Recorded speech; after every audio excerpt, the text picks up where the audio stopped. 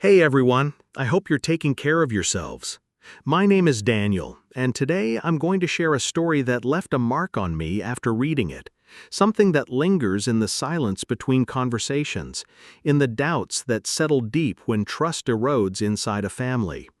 The story comes from a listener who wishes to stay anonymous, so let's just call her Meredith. She's 38 years old and lives in a quiet suburb outside of Portland, Oregon, with her husband Nathan and their 17-year-old son Tyler. Now, Tyler, by all accounts, is a gentle soul. He's kind, keeps to himself, and towers over both his parents, standing at 6'4".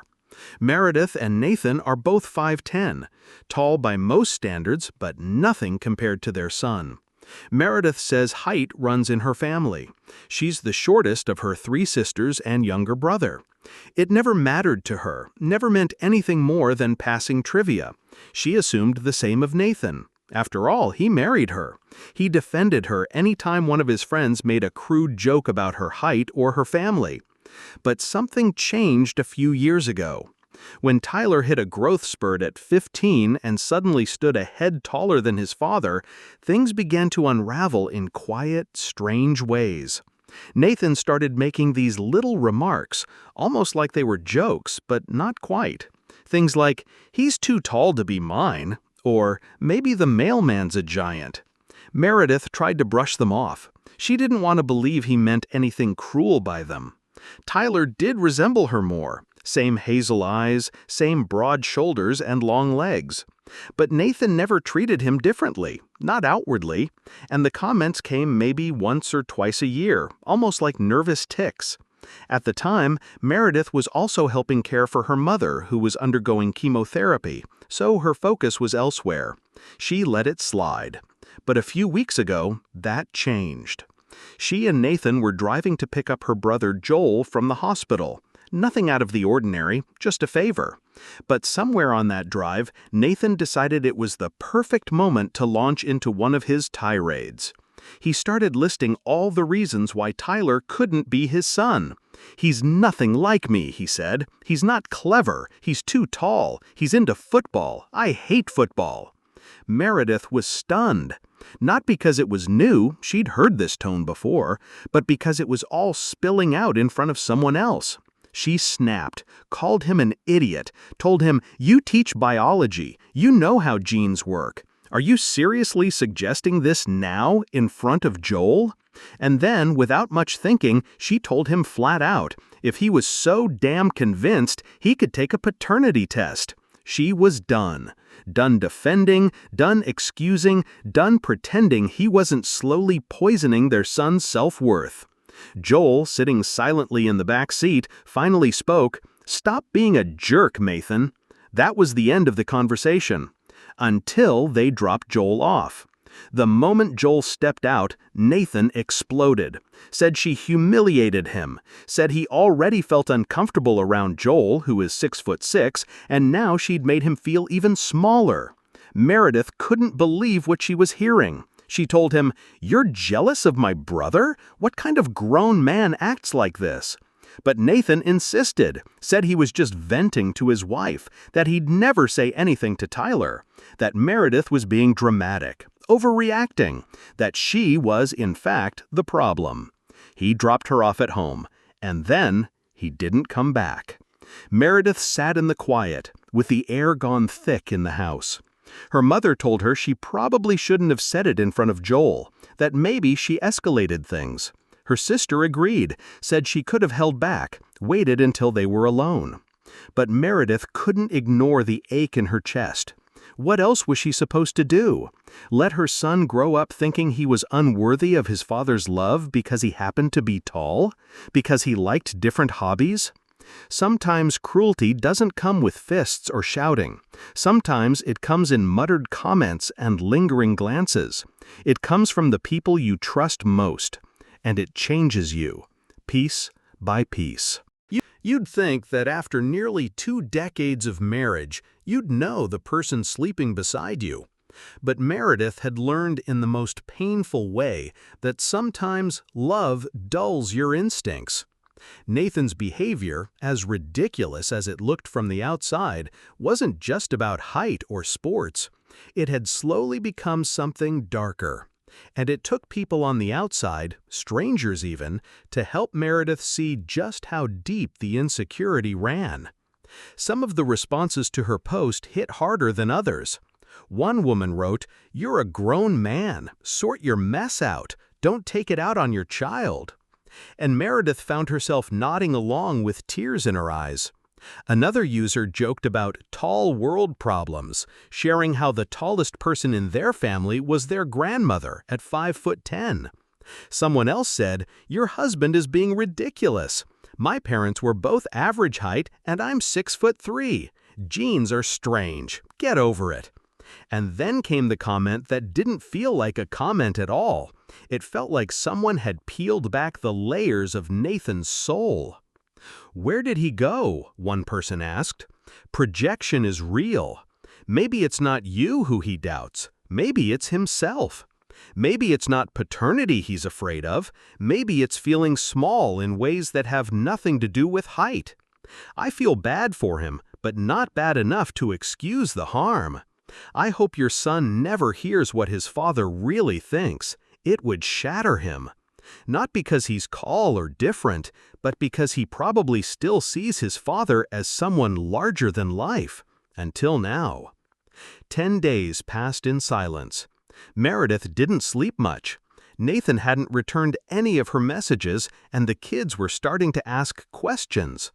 She told them their dad had a family emergency, but they didn't believe her. Teenagers always see more than we want them to. On the 10th night, with exhaustion pulling at her bones, she sent Nathan one last text.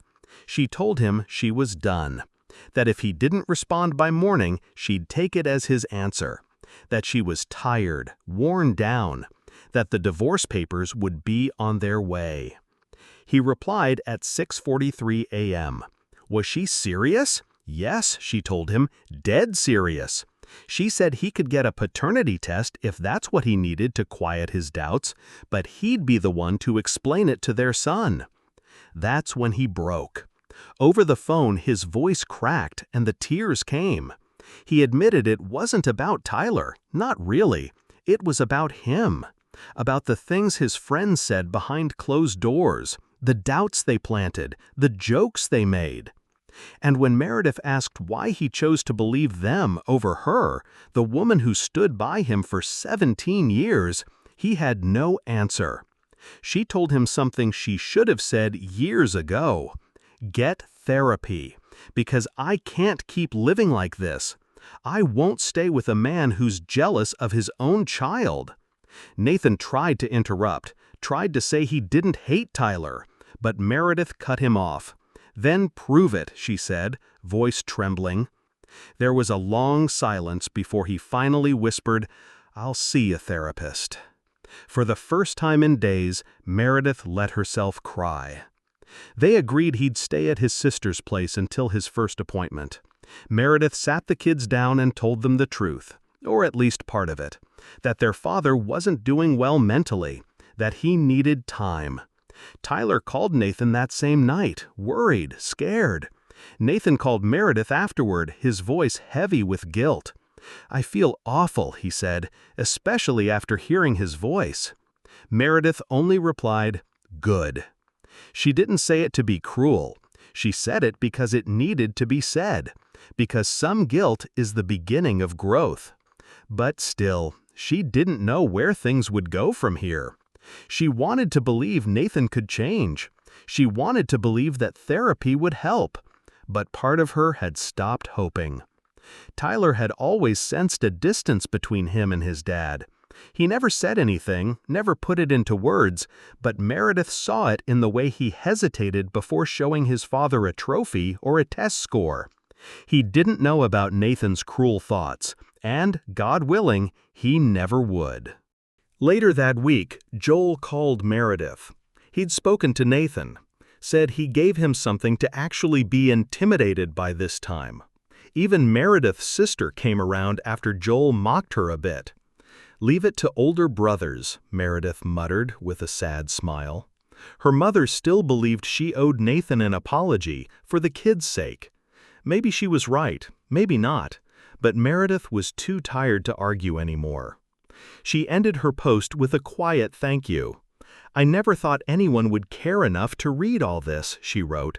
"But thank you, for the kindness, for the brutal honesty. I needed all of it." She didn't know what tomorrow held, only that something had to change, for her, for Tyler, and for whatever was left of the man she once loved. After everything that had happened with Nathan, I didn't think I'd have the emotional energy to deal with anything else for a while. But life doesn't pause when you're already broken. It finds ways to press in deeper. This story comes from Joel, my younger brother, 35, and one of the few people I've always felt I could rely on. Joel's been through his own quiet heartbreak. He doesn't talk about it much, not in full anyway. But what happened with his niece shattered something in him. You could hear it in the way he told the story, like he was trying not to fall apart all over again. Joel has 2 sisters. I'm one of them. The other is our youngest, Danielle. Danielle has a daughter named Lily, 16, a bright, sharp kid who always seemed older than her years. After Joel's marriage collapsed back in 2019, after 5 long, painful years of fertility struggles, he did something selfless. Even while reeling from the divorce, he started a college fund for Lily, said he wanted her to have a chance at the future he never got to build for himself. That was Joel's way, always giving, even when he was hurting. Every weekend, Joel still visited our mother's house, the place where Danielle and Lily live now. It gave him a sense of normalcy, a connection to family. But last weekend, something changed. He'd been asleep upstairs when he came down for a glass of water. That's when he heard it. My mother, Danielle, and Lily talking in the kitchen, laughing. Then Lily said something that froze him in his tracks. Danielle had just shared the news. Joel's ex-wife was pregnant. Not with him, of course, with her new husband. And Lily, without hesitation, started saying, "I told you so. I told you it was him." Joel stood there, numb, as she continued. He just didn't want to admit it. Fragile masculinity, probably. And then, the line that would gut him. She was smart to leave him before it was too late. Joel didn't say a word. He walked back upstairs, shut the door, and stayed there for hours. When he finally came down to leave, Mom and Danielle tried to stop him, asking what was wrong. He didn't want to fight. He just said, "I heard what Lily said." And Lily, who had been mid-bite, stopped cold. Her face changed. Danielle tried to downplay it, of course, said Lily didn't know what she was talking about, that she was just repeating things. But Joel had heard it all, every word. He left without another word. Later that night, he sent Danielle a message, told her how hurt he was, how deeply betrayed he felt, and that he was canceling Lily's college fund. Danielle panicked. She called, she texted, said Lily would apologize, said she didn't mean it. But Joel couldn't shake the feeling. The wound was too fresh, too deep. This wasn't just about some thoughtless teenage remark. This was about the weight he'd been carrying for years. The shame, the doubt, the grief, being thrown back in his face by someone he loved like his own child. Mom tried to step in, said Lily didn't deserve to be punished like that Joel should come over, talk things through. And for a few days, Joel shut it all out, didn't respond, didn't go back. But I knew he was reading the messages. I knew he was thinking it over. Eventually, he said he'd go. Not to forgive, not yet, but to talk. He told me he was scared, that talking about the pain out loud made it real. But he also said something else, something that stuck with me. She's still my niece. She's not my daughter, but she's the closest I'll ever get. And I can't walk away forever without at least trying. He still hasn't decided what he'll do about the college fund. But I know he loves Lily. And I know he loved her father, too, Danielle's husband, who passed away when Lily was just a baby. Joel always saw the absence of that man as something he should help fill. He lost our dad young too, in a car accident when he was only 11. Maybe that's why he clings so tightly to family, even when they hurt him. He told me he's trying to let go of the bitterness, that words shouldn't define him anymore, that he's just trying to move forward, even if it's through the pieces. I hope with everything in me that they can fix this, but some things, once broken, never quite fit the same again. After Joel's story spread a bit further than he expected, the responses came quickly and with more emotion than he'd anticipated. Some people offered quiet validation, others gave him tough love, but nearly all of them acknowledged one thing: that the pain he carried was real, and that sometimes, when the people closest to you dismiss your hurt, strangers are the ones who hand you the clearest mirror. One comment stayed with him: kindness ends when cruelty begins. You don't keep feeding the hand that slaps you. I'm sorry for your loss.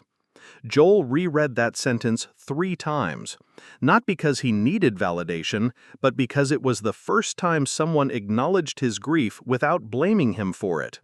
The commenter added, "If you don't let people be angry at you after you hurt them, you're stealing their right to feel.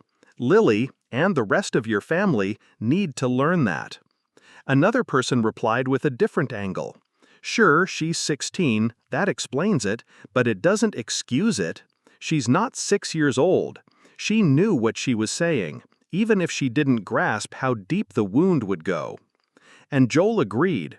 Maybe Lily didn't understand the decades of shame and failure bundled into a single sentence like fragile masculinity, but it still landed like a punch to the chest. Someone else wrote, "These are big words for a teenager, but where did she learn them? Odds are your sister or your mother has been talking about you behind your back for a long time. That's where this came from, not Lily's mouth, but the voices she hears when you're not around." Another message Joel read late at night hit even closer to home. "They let her sit there and have an adult conversation about your life, but now that there are consequences, suddenly she's a child again. You're not her parent, you're not responsible for her future. You're 35. You could still meet someone else, have your own child one day. Save that money for someone who sees you as more than a broken man with no kids." The hard truth in those words left Joel staring at the ceiling long after midnight. Others shared their own experiences, being childless uncles and aunts, constantly expected to help fund their nieces' and nephews' dreams. "We're not banks," one woman said. "We give because we love them, not because we owe them anything. And if they can't show respect, they shouldn't expect support." Some comments weren't as gentle. One person wrote, "Jesus Christ, people forget that his life didn't just fall apart, it was abandoned. His sister didn't defend him. His niece mocked him. This wasn't the first time they whispered about him. It was just the first time he caught them doing it." They continued, "It's not fragile masculinity to grieve over infertility. It's pain, real, soul-deep pain that no one understands until they live it. If Joel were a woman, people would rush to comfort her, but because he's a man, he's expected to take it in silence and still write checks with a smile." That one stayed with Joel longer than the rest. Another voice tried to walk a middle line. "Normally, I'd say be patient with a 16-year-old, but Lily saying 'I told you so'? That doesn't sound like a one-off. That sounds like a line she's rehearsed, probably from hearing it again and again from your mother or sister. Teenagers don't come up with that stuff on their own." One final comment brought up a tougher perspective. "Unpopular opinion incoming. You got hurt and walked out, fine, but then you retaliated by pulling a college fund you've been promising for 3 years. Are we sure Lily's the only immature one here? She's a teenager, and you're the adult. If you really want to take the high road, don't stoop to her level. Talk, explain, give her a chance to see the hurt. Don't destroy her future just to make a point." Joel didn't know how he felt after reading that. Angry, maybe, but also sad, because they weren't entirely wrong, and it only made what he had to do next even harder. Some posts aren't easy to write, and even harder to live through. This one came from someone who signed anonymously, but I'll call her Amanda. She's 29 and lives just a few minutes from me, still in the greater Portland area. Her story reminded me a lot of the quiet weight that love can place on your shoulders, the kind of love that's tied not to romance, but to blood, and how painful it becomes when that bond is abused. Amanda's younger brother, Evan, is 23. His girlfriend, Cora, is 21. For the last 8 months, Amanda has been housing them both. It wasn't supposed to be this way. They had nowhere else to go. Their relationship wasn't accepted by Evan's parents, and they'd both been kicked out. At the time, Amanda opened her home without hesitation. She thought they needed a soft place to land for a little while, a temporary shelter until they found work, found footing, started fresh. That never happened. Evan had finished college, barely, with a GPA so low it shut doors more than it opened them. Cora dropped out entirely. Since moving in, they hadn't even looked for jobs, not seriously. Amanda had been the one working long hours, paying bills, cooking meals, keeping the house from falling apart.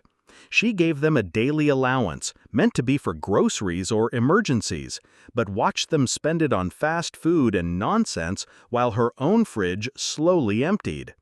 Their rooms stayed messy. Dirty laundry piled up. They slept most of the day and disappeared at night.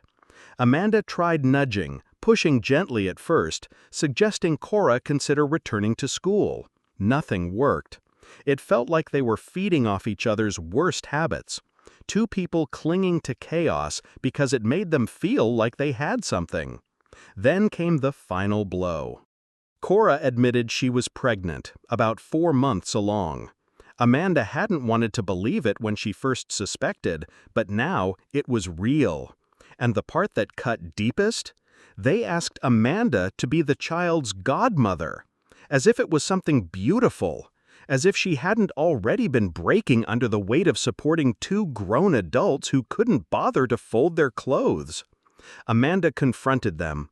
She told them it was reckless, selfish even, to bring a child into a life with no stability.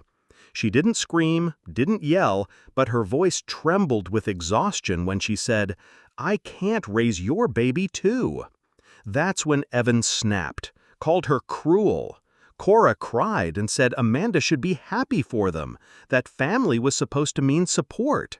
Amanda just stood there, staring at them, wondering how they couldn't see the truth. She had nothing left to give. She didn't want kids of her own, never had. But now she was supposed to feed 3 mouths, carry 3 lives, none of which she chose. And yet, when she thought of kicking them out, the guilt crawled in. If she sent them away, they had nowhere to go. No one else had taken them in before. Would that make her the villain, even though she'd sacrificed so much already?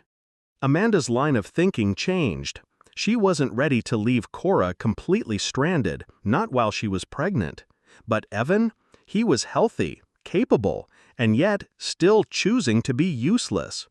Maybe, Amanda thought, kicking him out would be the jolt he needed to act like a father, to act like a man. She didn't want to be their lifeline anymore. She wanted her home back, her time, her silence. Some people in the replies echoed her feelings, saying they'd be furious too, that if they were given the kind of help Amanda had offered, they'd bend over backward to be respectful. One person even said, "Set a deadline, 4 weeks, that's more than generous." Others pointed out how toxic the situation had become, how Amanda wasn't just being taken for granted, she was being exploited. Still, none of it made the ache go away.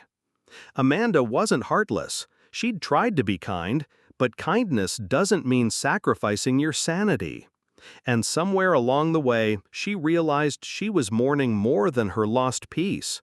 She was mourning the version of her brother she thought she knew, the boy who used to make her laugh, who looked up to her, who promised he'd make something of himself.